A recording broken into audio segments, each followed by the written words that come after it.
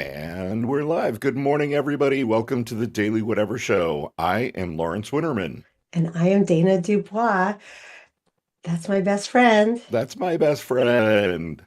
Happy MLK Day, Lawrence. Yes. Happy Martin Luther King Jr. Day. Um, it's an intense one.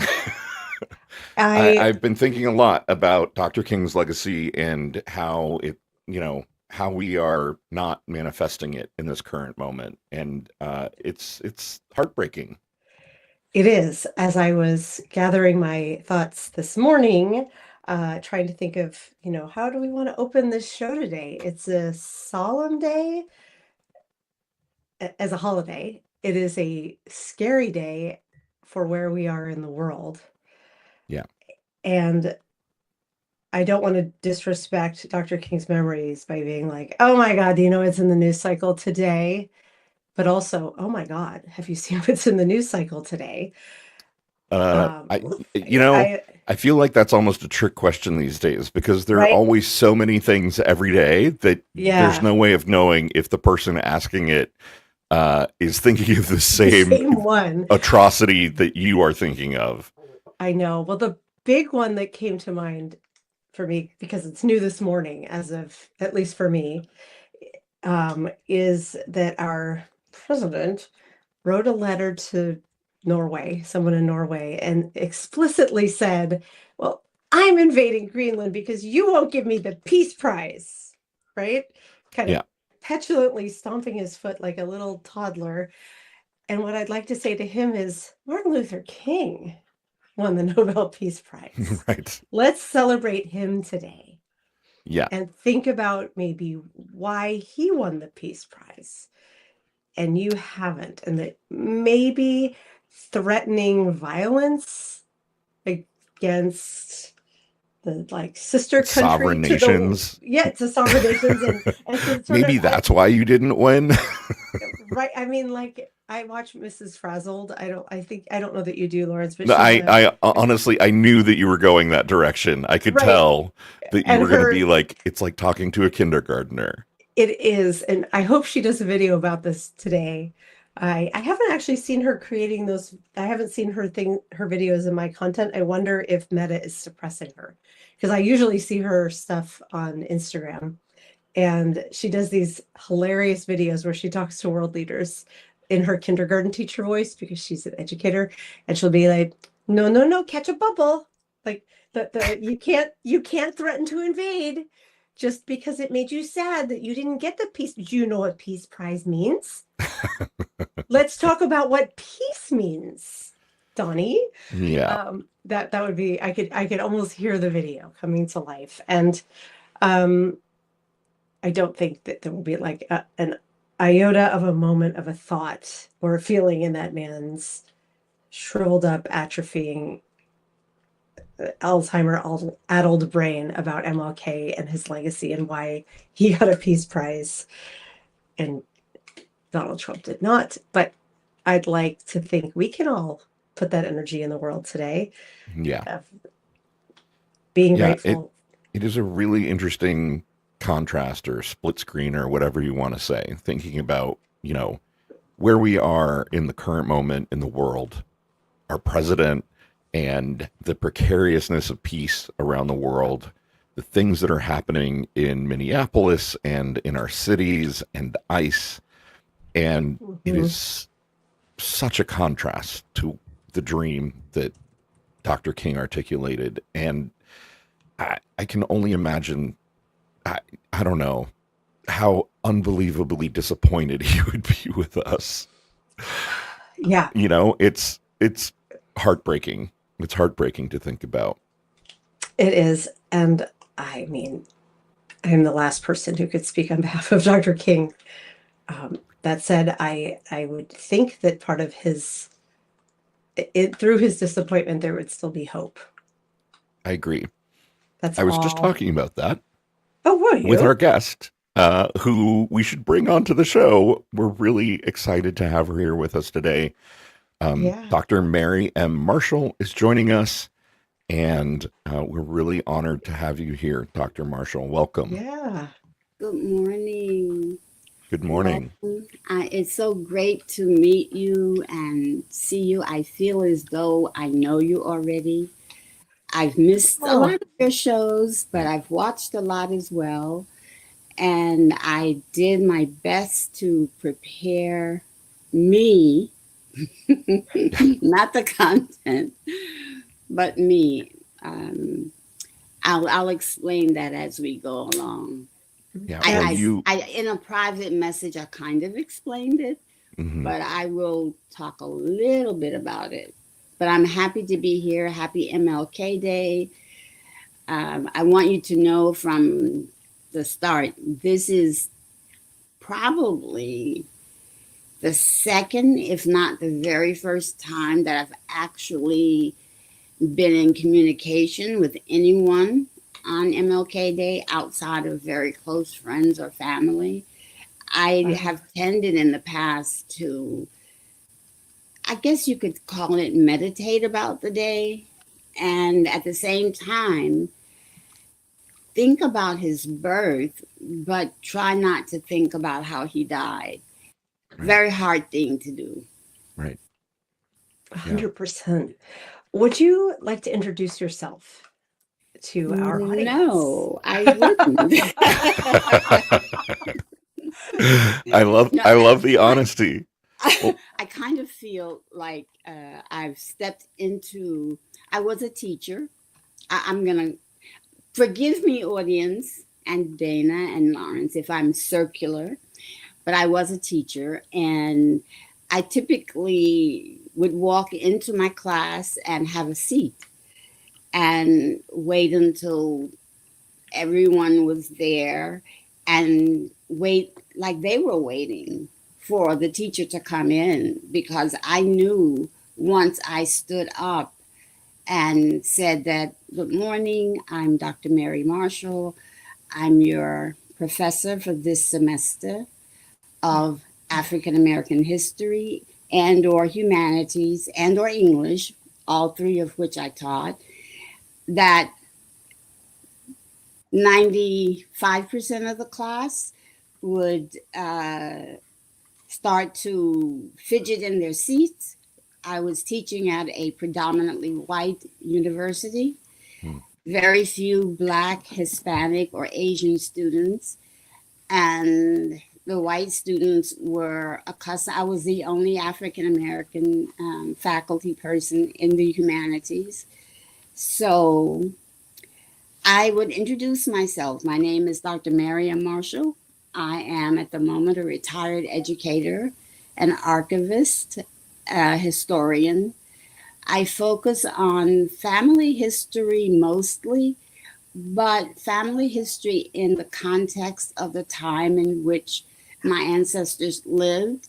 So, my Substack, I write about people who lived from the 1850s through today, insofar as they are an ancestor. I have not written about any live members of my family because I think that would be invading their privacy. mm, And I don't want to be chased out of town. So I think it's best I stick with those who speak to me in spirit. But I am blessed to have inherited a fairly large um, archive of pictures, letters, postcards, and other memorabilia. I have letters that were written by family members as early as 1895. wow. From Oh my. 1895 through about the 1970s, the most of them falling in the 1895 to about 1945 time period. Then I have postcards that range between about 1905 through the 1960s, and pictures from, I'd say, the 1850s all the way, even including now, because I take a lot of pictures. The All of these items were items that my great grandmother started to collect, and they were just passed down over time. And I seemed to not, I wasn't the only one in the family interested, but the only one who actively put my feet and my hands in, Mhm. along with my mother. And when we closed our home in Georgia, I brought as much as I could here to New York, where I am now. And later, I knew that I couldn't keep them here because I don't have the space or the environment. I traveled to several different universities to see what the possibility was of placing them there. Of course, I'm right here in New York, where there's the Schomburg Center for um, Black Culture and History. However, I wanted them to be at a place, on the one hand, where it was more centrally located on the one hand, and more people might have access, and on the other hand, I didn't necessarily want them to be at a place that was so famous, so well known, that my Mhm. little collection might never be accessed.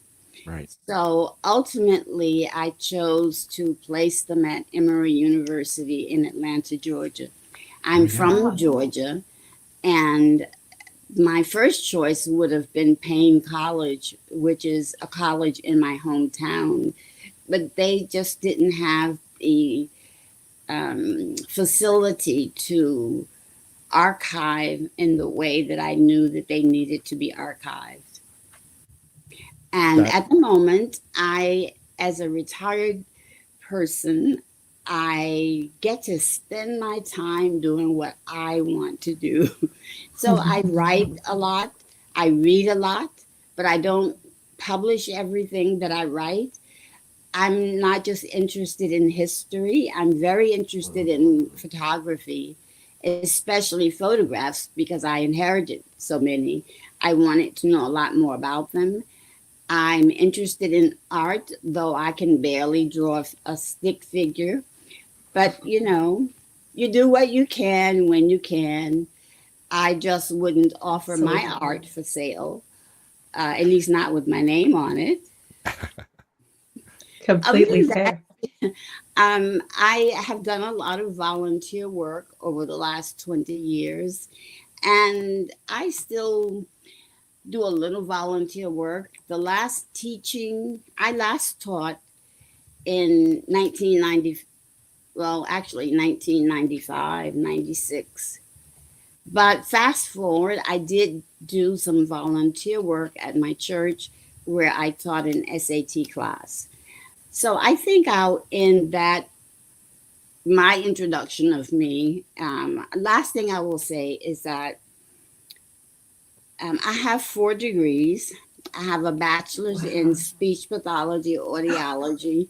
I Me carried too. carried a double major. I When I was at Howard University, I wanted to just have one major. I didn't want to do all that extra work. But the speech pathology department had not been approved by the department, the trustees at the time, so I was forced to carry both a speech major and English.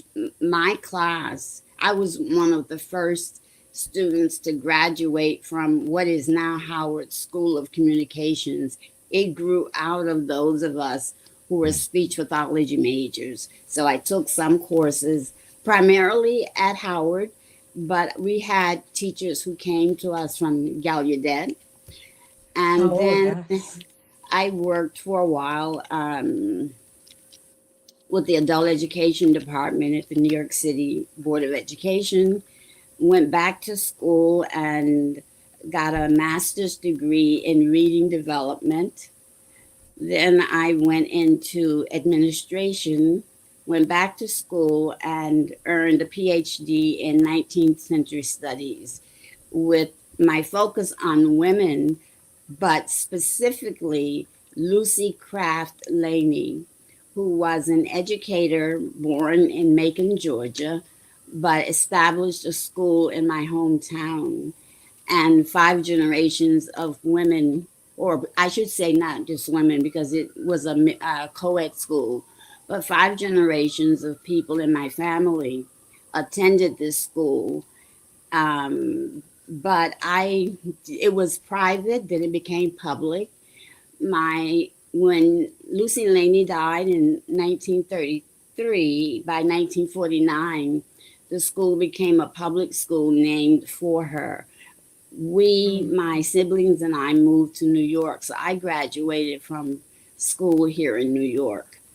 And so that my dissertation focuses on Springfield Baptist Church, which is a church I grew up in, and Lucy Craft Laney more specifically, but more generally, 19th century and women in general. Dr. Marshall, what that an was incredible the best story you have. Yeah, And you know, intro ever. it's making me, Dana, you remember Dr. Heiler. So Dr. Marshall, when you were talking about being one of the few Black teachers in a predominantly white school, it made me think of a Black teacher that Dana and I had when we were growing up in middle Sixth school, grade. in sixth grade, a very white community that, Dr. Heiler was one of 2 or 3 maybe Black educators at the school. And it wasn't until in my 20s or maybe my 30s that I thought back on just the personal bravery it must have required for her to be in that situation, in a way. I think I'm embarrassed to say, maybe many of the kids there, myself included, Dr. Heiler might have been the first Black person I'd ever met in person, and had a chance to, get to know. And I'm wondering how that experience was for you. Was it made me sad to think about it later, because I imagined that she felt very lonely in that place. Well, I've thought about that a lot over the years. By the time I became a professor at a predominantly white school, prior to teaching, I started out my career teaching at City College, the City University of New York, which is very diverse. Mm-hmm. So I did not feel lonely at all. In fact, I started teaching there the first year that open enrollment was made available to everyone. New York City, the CUNY system had always been free and available to everyone, but not available to everyone. And teaching at City College, the state of New York, like states across the country, had created special programs, whether they called them SEEK or higher education opportunity programs, whatever the name, for minority and disadvantaged communities. So I started teaching there, and I had a mix of students. However, it was when I went to Rensselaer Polytechnic as an administrator of the Minority Student Affairs program, and then teaching at New Jersey Institute of Technology, that I was the only, at Rensselaer, I was the only Black female in the department and in a professional position on the campus, with the exception of the School of Architecture. I didn't really, what I did when I was at Rensselaer, I would drive home to New York about once a month so that I could see people who looked like me. Right. Of course, I had maybe about 300 to 400 students who saw me as not just the administrator, but their mother, their aunt, their sister. And I listened to a variety of stories, hurts, insults, instances where students were being antagonized because of the color of their skin. And So I would come home to New York, to my family, to friends, to ground myself. However, things became different when I worked at NJIT. I was just across the river, so I could come home a lot more often. But by that time, I was older, more confident about what I was doing. And I also thought, I don't have time to deal with the racism that I was experiencing, because I was simultaneously in graduate school working on my doctorate, and I started out teaching part time. Then the teaching part time became full time once I finished my coursework. There were many moments when I would have liked another African American, female or male for that matter, Hmm. to chat with in a real honest kind of way.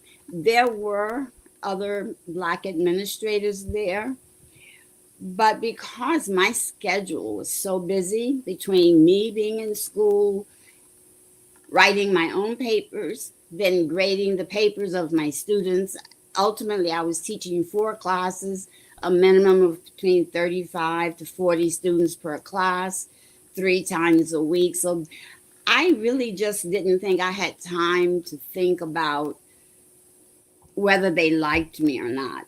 And I always addressed that within the first week of class, because once I stood up and students realized, oh, where is Dr. Simpson or Dr. Williams or whomever that class was initially listed as? Hmm. And I would simply say, this is Humanities 101, which was at 8 o'clock in the morning. You Oof. chose to take the class.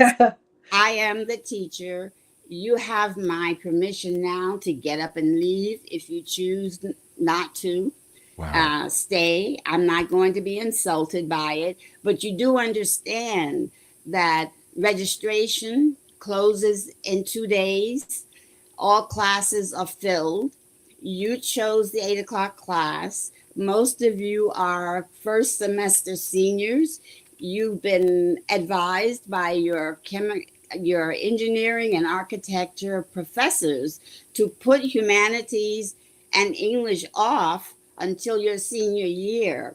And now you're trying to cram in this course plus your major and graduate, while not letting your parents know there's a possibility that you may walk and get a paper in May, but it won't be your diploma because you haven't finished your core courses. Now, Girl, having said that, ouch. you are free to go and try and change the class, but understand you only have one chance, because if you can't get into another class, your seat may be gone here.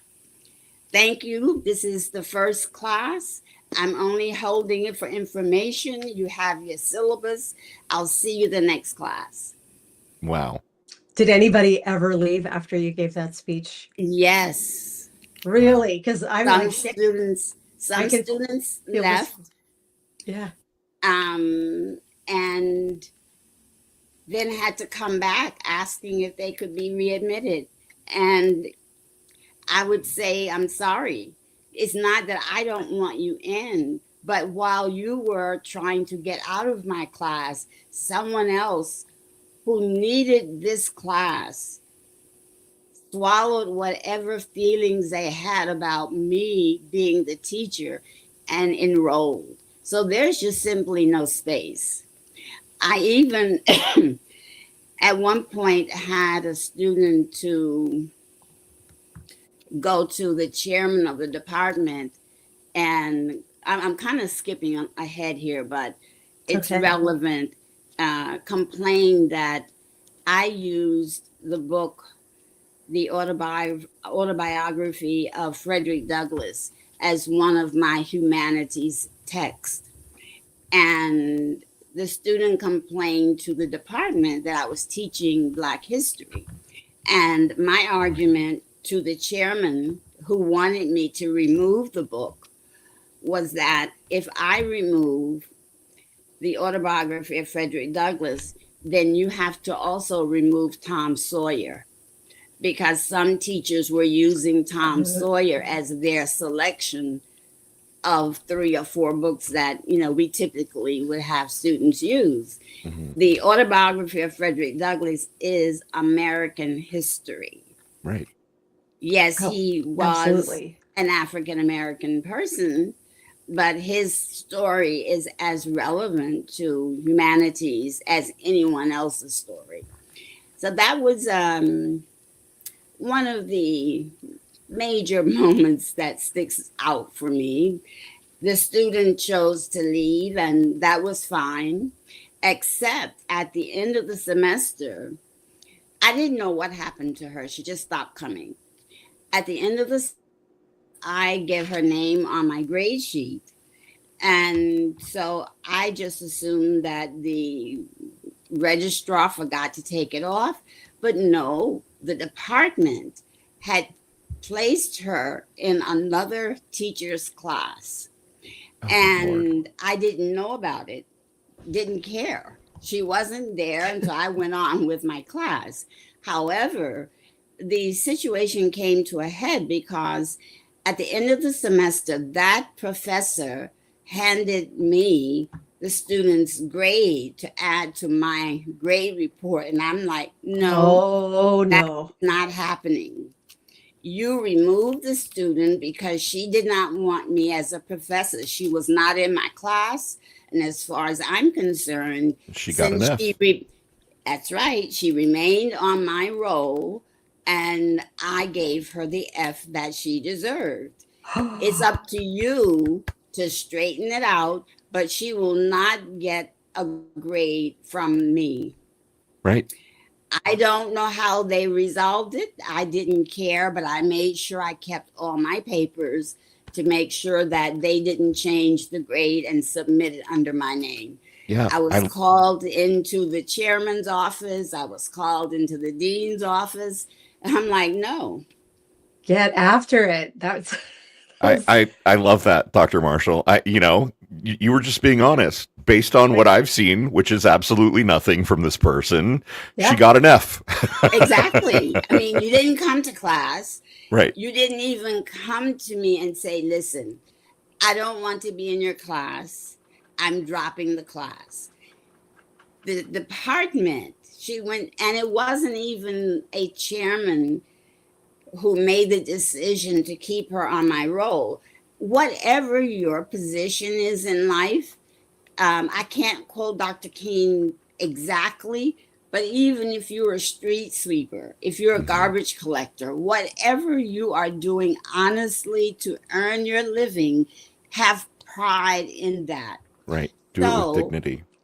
Secretaries are really the ones who run institutions, corporations. You want to get something done, make sure you make friends with the secretary. Right. So the secretary took it upon herself to move this student and make this arrangement. So I'm like, let the secretary give her the grade, but it will not be me. And I guarantee you it will not be accepted by the registrar because the secretary is not the professor. But it was quite the incident because I would not play games with them. Yeah. Oh my gosh. So in the end, did your grade stick? Please say yes. Well, my grade stuck on my red roster. What they simply did was they finally removed her from my roster and added her to the other teacher's roster. But that was so unfair to all the other students who had wanted to be in whatever class. Once late registration is over, it's over. It's not over 4 months later. But this was a predominantly white institution, and they did what they wanted to do. Right. They let just weren't racism gonna do it without fly me. because, for them it was easier to be racist than to, Yes, and it was easy Dr. Marshall, for them to treat me the way that they wanted to do. I fought in the ways that I could fight. And I had an accident, a head on. I was in a head on collision in 1995. Mm. I was to be the featured speaker for a Paul Robeson dinner and celebration. And when I arrived on campus, unfortunately, it was a Friday evening, and students of the school thought the campus was closed. Bottom line is, I was hit head on and ended up with a brain injury that brought my career to a screeching halt. Now, while it brought my teaching career to a screeching halt, I still had to spend an additional 2 years finishing my degree. I had finished everything and was preparing for comps when the accident happened, but I needed time to recover. And it took a year for the doctors to determine that I had a brain injury. And at the time, I lived in New Jersey, so I was traveling to New York for treatment because the only hospital on the entire East Coast that could treat my particular condition was here in New York City. So I mentioned to you, and I think I mentioned it to you, Dana, I'm not sure, that I have difficulty with my voice and with my eyes. So I have a condition called dystonia, where every 3 months I get injections into my vocal cord so that you and I and Lawrence can have this conversation. Mm. And also around the muscles of my eyes, because without those injections, my eyelids blink almost continuously once I start to talk. This is a condition I've lived with for 30 years. And it's really one thing for me to tell myself, every 12 weeks you're getting injections. But this year, for the first time, I thought, wow, 30 years, every 12 weeks, my poor vocal cords. However, without the injections, I sound like someone who is a severe stutterer and who also has laryngitis. It's very difficult to speak. So I'm grateful that science has a treatment. This voice that you hear today I'm at my 6th or 7th week of the cycle, and it will remain strong for another 2, maybe 3 weeks. Around the 10th week, it starts to get very soft. And then, unless you're right with me, you might not be able to hear me, and it becomes very difficult to communicate on the phone. But I like to talk, so I talk anyway. I like to share information. And we love hearing you talk. Dr. Marshall, you mentioned earlier that your first degree was in speech pathology, also my first degree. And your other degree was English, and that was Lawrence's first degree. So you're like a hybrid of our college educations, only you did both. It sounds like you're describing spasmodic dysphonia. Yeah, exactly. Okay. Yeah, see, that speech degree helped, right? Right. Those are Botox injections, if memory. Yes. It was the first time I'd ever heard of Botox back in the day when I was in grad school. I have watched those injections. They are intense. I'm glad they're providing you with such relief. I'm sorry you have to do that, but I am glad you have the treatment so that your voice can be heard, literally. I was, when they told me what I had, and that I would have to get an injection, I was, terrified. But I was like, okay, let's go. But when they said they were going to inject into my vocal cords, I'm trying to imagine how Right. that is. And then once it was explained, I said, okay, so you're going to put me to sleep, right? Nope. No, Oh no. no, it's called, our procedure now. When I'm at the doctor, I ask him, he'll ask me, are you ready? Most of the time, I start laughing and then I'm like, okay, hold up. When I stick my thumb up, I'm ready because Yeah. you cannot move. Right. Once that needle goes through your throat, he's got to get the right point on the vocal cord.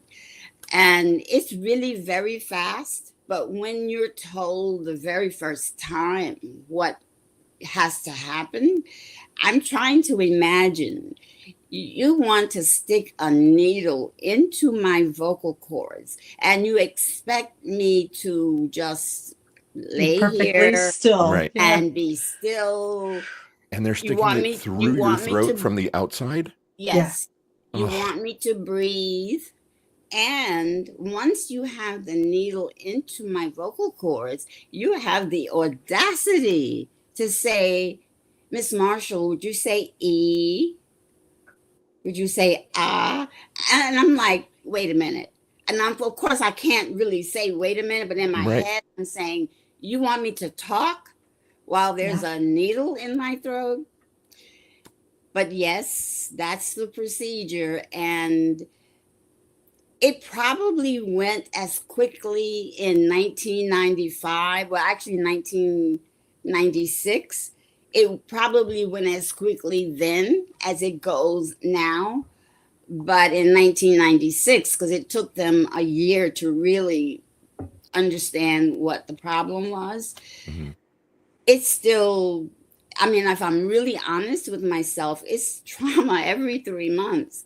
Oh, But sure. I Yeah. just can't think about the trauma. I think about the fact that, oh, I can talk now. My friends, Yes. when I call them up, they say, oh, you got your injection. Right. Oh, You you got got your your voice back. injections because Yeah. it's like I know. nonstop. You know, I Yeah. Can't want they to know. give you medication of some kind, not to knock you out, but to calm your nerves? I Well, know women tend to not get pain meds or just the yes, they will prescribe either clonazepam or there's another one. But I've over the years I have yeah. practiced deep meditation. So a Yeah. couple of days prior to injections, I typically don't spend a lot of time talking to people. I try not to do heavy work or any work really.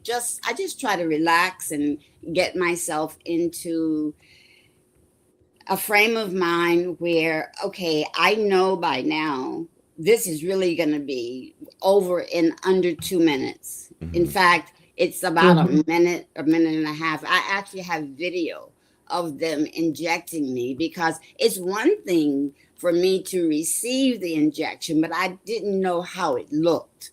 Right. So I got one of the residents to to videotape me, and I didn't like what I saw. It's Mm. not that I didn't like it. It's just, as I say, it's sort of like you're trying to teach a child not to touch the hot stove, and no matter how many times you say don't, some kids aren't going to be satisfied until they at least sense the heat. Maybe not touch it, but sense it. And at that point, you don't have to keep telling them don't go near the stove because they Yeah. get it. Once I actually got the injection and understood how quickly it was in and out, my nerves are still there, but it's just a matter of life. It's my life. Yeah. And I know when to schedule. Like in scheduling this for today, I had to first look at the calendar and see how many days out from injections, because hmm once the Oh, injection is given, there's a 5 to 7 day when my voice is very soft, are very clear, fluid, but it's just very low. Right. So I Dr. chose Marshall, the I day. have to confess, I'm one of those obstinate children who actually had to touch Had the to hot burner to learn. I have no trouble believing that, I'm sure Lois. I might have touched, if not the hot burner, God knows, we had fireplaces in our home in Georgia, and I might have gotten a little bit too close. Oh my Um, gosh. you know, Yeah, Yeah. I would love to read a comment to you from the chat, Dr. Marshall. I also want to tell you that Lawrence and I have known each other since we were 9 years old, and I can attest he was that kind of kid that totally checks. But we I'd are like to say it's lifelong. because I'm naturally a scientist and I needed to conduct my own research, but it might be I because see. I'm stubborn. Yes. Nikki in the chat is said, Dr. Marshall with a heart. I too have dystonia from a TBI, traumatic brain injury. I have great admiration. And then goes on to say that her accident took place in 2001 and other parts of her body suffered injuries too, and that she's never fully recovered to her former self. Um, but that she's still breathing, and that you are absolutely phenomenal. So I wanted Oh, to thank you. pass that message along that you are Thank you. inspiring others. And on that same note, I wanted to talk about one of your stories, if that's okay. May I shift Sure. the topic? When we were writing back and forth about this show, you had sent me a link to a story. I'm going to put it in the chat right now so others can see it because it's a slightly older story and it's called Sunday Message. And the subtitle is The Spirit of Mrs. Margie A. Bowler. Oh, Um, yes. Yes. yeah, Mrs. Bowler. there was a part of this I would love to read out loud. I read it when you sent it to me last week, and I did what I often do now, which is I put the audio on as I was getting ready this morning, so it was really fresh in my brain. And I want to hear your views on this story. But first, I wanted to read these words because I think they're so beautiful, and it's you quoting someone who touched you, which was meditation from Katz Lally. I hope I'm saying her name right. And it's talking about the power of writing, which is why this one really jumped out this morning. So I charge you today, my fellow writers, my fellow prophets, keep writing, keep proclaiming, keep believing that your words, your holy utterances, are the sound of Jericho's end. For we are not simply speaking into the void, we are speaking life into the dry bones of this world. We are declaring to the powers that be, you may stand for now, but your days are numbered. With each word, with each sentence, we are pulling down strongholds, breaking chains, and writing the world into liberation. And I can't tell you how much I needed to hear those words today of all days under this current regime and on MLK's birthday. So thank you for putting those in front of me today. I would love to hear more about why you shared this story with me as one that you thought would be a great one to bring forward. I have thoughts, but I would like to hear yours. Well, what happened was I was reading. I have a 6-pack, if that's the right way to describe it, cassette collection of Martin Luther King's speeches. Mm. And I also am originally from Augusta, Georgia. And it occurred to me, I wonder if he ever spoke there. I was born in Georgia, but my parents lived in New York. So my siblings and I were back and forth between Augusta and New York. We lived with our grandparents. And we went to Springfield Baptist Church. Mrs. Bowler and her family were members of the church. Her daughter, Frederica, was one of many people who conducted the children's choir and the young people's choir.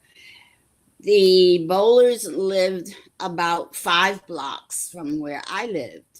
My grandmother and Mrs. Bowler were friends. So as I'm researching Reverend Dr. Martin Luther King Jr., I discover that his parents were friends with the Bowlers. in the 1950s and were visiting their home. And I immediately, all these years later, felt really jealous. Like, why didn't Mrs. Bowler invite me over? Because I would have loved to even, of course, he was a child at that point, but fast forward, one of her sons is still alive, and he probably won't remember me because he's much older than I am even now. Nevertheless, when I learned that Martin Luther King had spent time at the Bowler House, where I spent time, where we had missionary meetings, where we had choir practice, I kept thinking, wow, I was passing him by. We were just passing one another.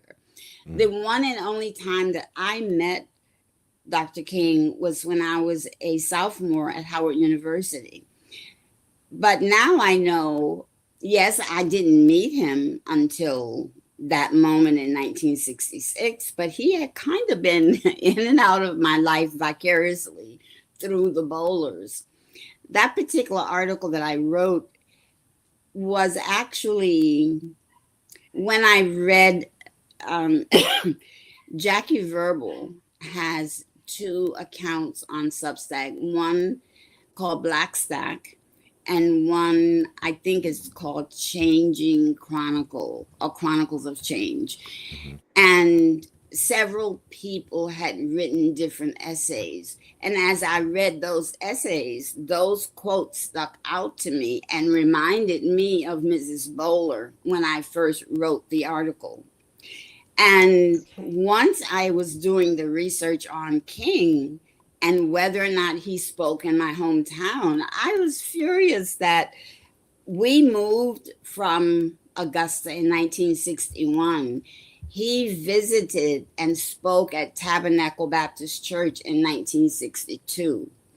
Tabernacle Baptist Church is around the corner from the Bowler House and both are 5 blocks from where I lived, where I grew up. So to think that all of this great activity, this wonderful person who went on to become a hero to me and many other people, he is like a poet. I mean, listening to how he phrases what he wants to say, it's just amazing. But Mrs. Bowler and her husband were absolutely wonderful people. And I could see how they influenced Martin Luther King because I know how they influenced me. And even now, in many communities, not just the Black community, the elders are your mother, whether or not that elder is necessarily a blood relative or not. So Mrs. Bowler was like another mother to me. I knew that if I stepped out of line in church, or if she caught me playing she lived across the street from the local high school. I didn't attend, but my sister did. And the bottom line is, if Mrs. Bowler or any of the adults in the community saw me doing something they thought I shouldn't be doing or saying something that was inappropriate, I knew that if they knew my grandmother and they had a phone, or even if they lived close enough and they could get to my home before I could get home to give my version of what happened to my grandmother, there was going to be hell to pay in one way or another. And since this is Martin Luther King Day, and I read about how he stayed at the Bowler home, I didn't know that when I wrote the article, because if I had known that then, it just didn't occur to me to see what famous people might have stayed there. But that's the connection. The fact that I knew the Bowlers, he knew the Bowlers. And I also learned something last night that I had never seen before. I had an aunt whose first name was Albertine. I only know one other Albertine Walker. However, I learned in looking at my cassette tapes that Dr. King's daughter, Reverend Bernice King, is Reverend Bernice Albertine King. So I kind of feel like Oh, the universe meant for me to be a part of this Martin Luther King family in some way, even if they didn't know it and I didn't know it. I love these slice of life stories. They make me feel a little more connected to Dr. King. And I definitely felt that through your writing. It has this delightful way of kind of wandering through these details of your day-to-day life or the lives of the people from the past that you're bringing forward. And I'm feeling that very much listening to you talk. So thank you for sharing your stories like this. I also want to add that I found Blackstack. You recommended them, and I did just subscribe, and it popped up that I have a few free subscriptions to pass along. So if anyone would like a subscription to Blackstack, direct message me, and I will share with you. So I love when creators do that. That if you get a paid subscription, they give you more to kind of help spread the word. So I am happy to do that if anyone would like a subscription. Slide into my DMs.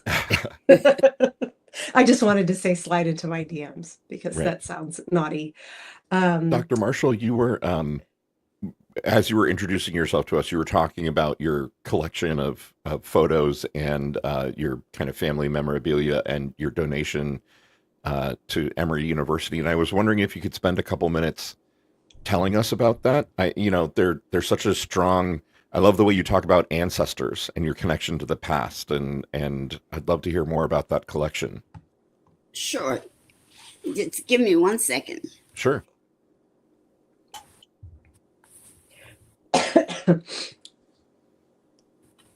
Uh-oh, I think you might. Oh, wait, no, you're just getting up there. Sorry, I'm looking at this is the hazard, Lawrence, of I was looking at the chat, so it was a few seconds delayed. Now I'm Right. back in StreamYard. Oh my Okay, gosh. this Oh, I have to slide it. So this is my grand aunt Mary Francille, born in 1905, what a beautiful child. Oh my and Hmm. God. right, and then this is my grandmother. Now, my Wow. grandmother was born in 1900. This portrait is um is one of the pictures that's at Emory. This is a copy. The original is at Emory. My great grandparents had 8 children, only 4 of whom survived past 1915. Mhm. My grand aunt Mary Frances and Mary Francille, and my grandmother being 2 of them. And they were the 2 people who raised me. I Something told me, I'll pull it up while we're talking, but I was born in our home in Georgia. And this is a home that my great grandfather and other members of the Augusta Union Number 2 built. I was born in a 2-story, 8-bedroom home with living room, parlor, dining room, um, bedrooms downstairs, upstairs and downstairs, front porch. And our home was one of 3 large 2-story homes like that on the street that I lived on. 2 of those homes, the one I was born in and the one next door, belonged to our family. Hmm. And, when you're a kid, you're not necessarily thinking about how big your house is, how many rooms there are. You're more concerned about your food, and you're really not concerned about that because somebody is going to feed you. Right. So you're into whatever you're into. I was into books and reading, but my great grandparents were I learned over the course of my life, I have concluded that my great grandparents would have been considered middle class, maybe moving upper class in the Black community. Hmm. By the home that I was born in, my great grandfather purchased it and completed paying for it by 1903. By 1913, they owned 4 houses, 3 additional homes, which they used as income. Mm. And my great grandfather suddenly died in 1916, leaving his wife with 3 daughters. Well, actually, 5 daughters and 4, but pregnant with 1. Wow. And the last one was born 6 weeks after his death. Mm. Oh. That's a lot of property and income and wealth for a Black family in the early 1900s. Sure. And I have the receipts for where he paid the mortgage. I have the deeds to all of those properties. And to grow up and later learned how significant that was to our community. So it's photos like the one that I showed you, large, 16 by 20, but I also had 10 types. And that spurred my deep dive into photography.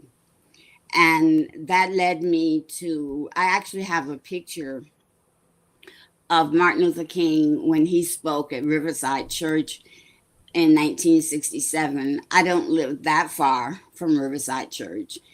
And once my last great aunt passed, grand aunt passed, my mom and I went to clean out the house, and I brought as many of the papers and other documents as I could to New York.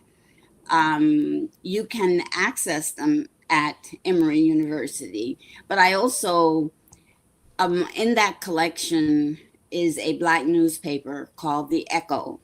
You can put my name in the search, Mary Marshall plus Emory University, The Echo, and you'll be able to read some issues of The Echo online. The Wow. Echo was a weekly Black newspaper published in Augusta, Georgia. And I found an announcement of the marriage of one of my grand aunts in the newspaper.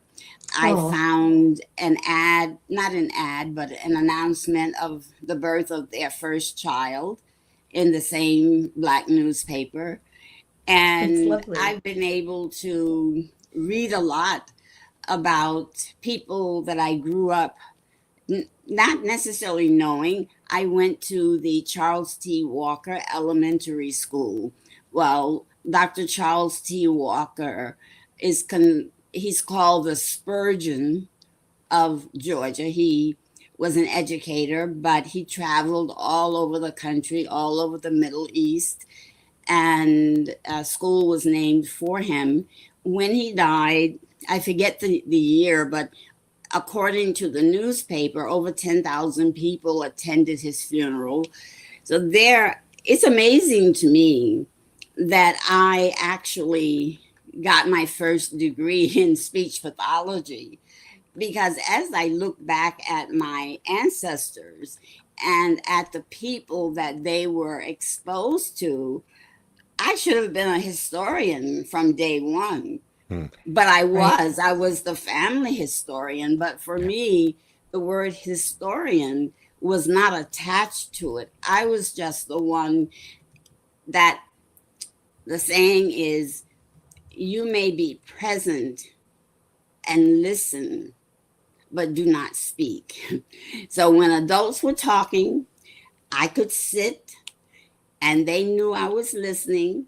But if I dared get into that conversation, I did not want to know the consequences. So Hmm. I heard a lot.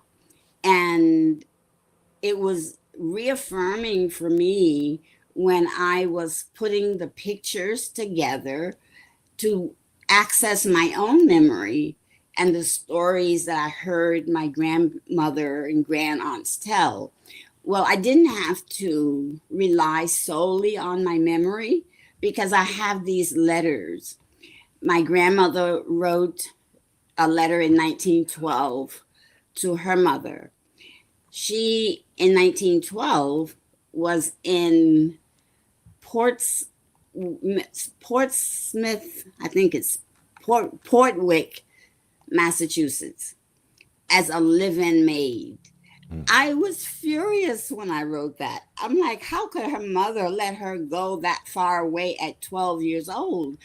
But she was not there by herself. Her aunt was working. So for the summer, my grandmother was a live-in maid, but she experienced an eclipse.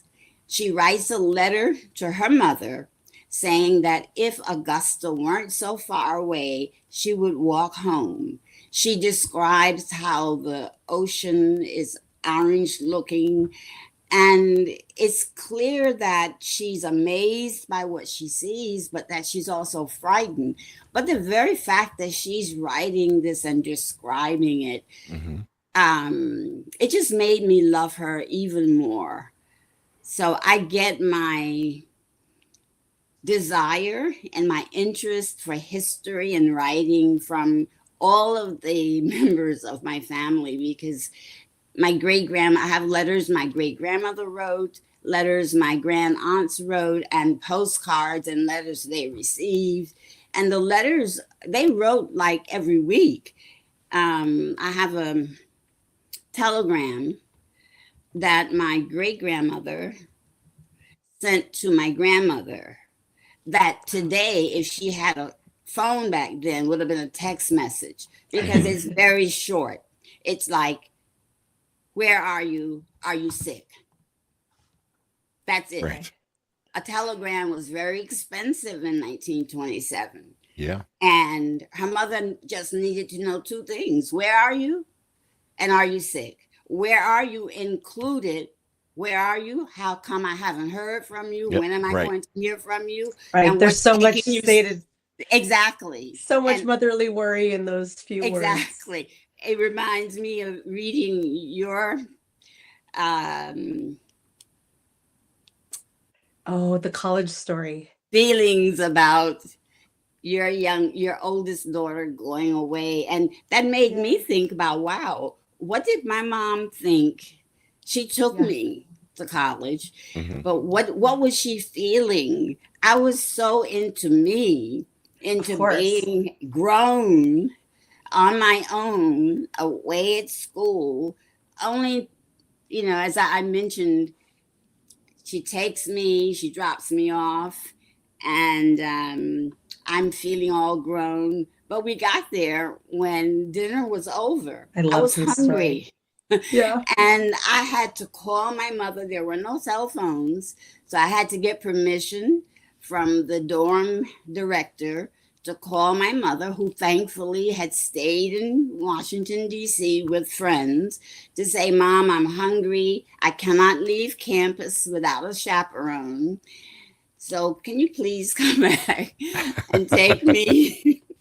And she did. I was so happy that she didn't just turn around and head back to New York, because Right. I would have had to wait. I guess they would have found something, or some crackers or something, but I don't think I Right. thought to pack crackers. So Hmm. Dana, make sure you pack some crackers Some wherever. Oh, snacks. I am Some the snack. You snacks. should see the snacks in my house. Like, I am the snack house. And yes, wherever she goes, I will be sending her care packages, or, Yes. subscribe and save shipments from Amazon of food or whatever. Like, the child will never be hungry as long as I have something to say about it. But This and has I been just so wanted delightful. I do to want to jump in also and say, oh, sorry, you go first. You go I first. just wanted to answer Yeah. one more thing about to Lawrence's question. Yeah. I still have documents and items that I'm sorting through to place at Emory, because I became ill in between the time the first shipment was placed there. Ah. And I'm only now at the point where I can start to sort and get ready. And my comment was so related to that, which is that Barbara from the chat went and found the link to your collection and shared it in the chat. So, and I'm going to put it in here one more time, and we'll put it in the recap when we post this, so folks can go to the website and see your collection. Thank you for sharing all of this with us today. The chat is blowing up with all of these comments for you. I'm not sure. It's hard to read the chat and also talk. So many people are thanking Hard. you for being here, Dr. Marshall, and just commenting on how extraordinary you are and what a resource and connection to your history, your That's family's so history, and nice. our feelings of history. So thank As you. you know, I was so nervous about this. Oh my gosh. Nervous to talk to us? Not nervous to talk to you, but nervous to get out whatever I might say. I know we're at the top of the hour, maybe even almost over, but I just want to say that having, as Dana will know, having spasmodic dysphonia means that I'm not always able to be this vocal and this clear. Mhm. And when the opportunity occurs, I grab it and just run. So there are no periods, there are no commas, there are no exclamation points. It's just talk, talk, talk. So Oh, forgive well, we me. are the lucky beneficiaries of Yes. your fluency today, because it has been such a delight to listen to you and learn from you. I hope you'll come back in the future and join us I'd again. I love feel like to. there's so much more to talk to I you feel about. like we just got started, Right, and me too. I was concerned that I wouldn't, get more than a couple of sentences out. But now that I've had my trial run, I'm ready. Oh, excellent. Excellent. Put her in, coach. She's ready. Thank you so much for joining us here today, Dr. Marshall. Thank you This for was having me. such an honor. I hope everyone has a wonderful MLK Day. I know a lot of us are off work today, including me. But let this also be a day of contemplating what peace means, finding one's inner peace when the world feels like it's on fire all around us, and putting out a wish for a broader peace in spite of these trying times. It's very well said, Yes. Dana. Thank you. And thank you for inviting me.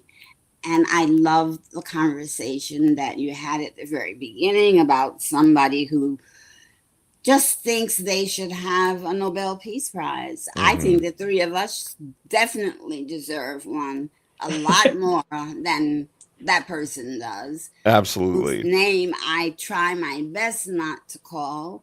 But yes, I listened to that report this morning about Norway. This is Yes. Martin Luther King Day, and a day to think about peace, both within ourselves and in our communities, and how we interact with others, and to listen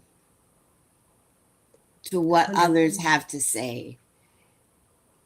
You might find that there's a lot more in common than there is difference.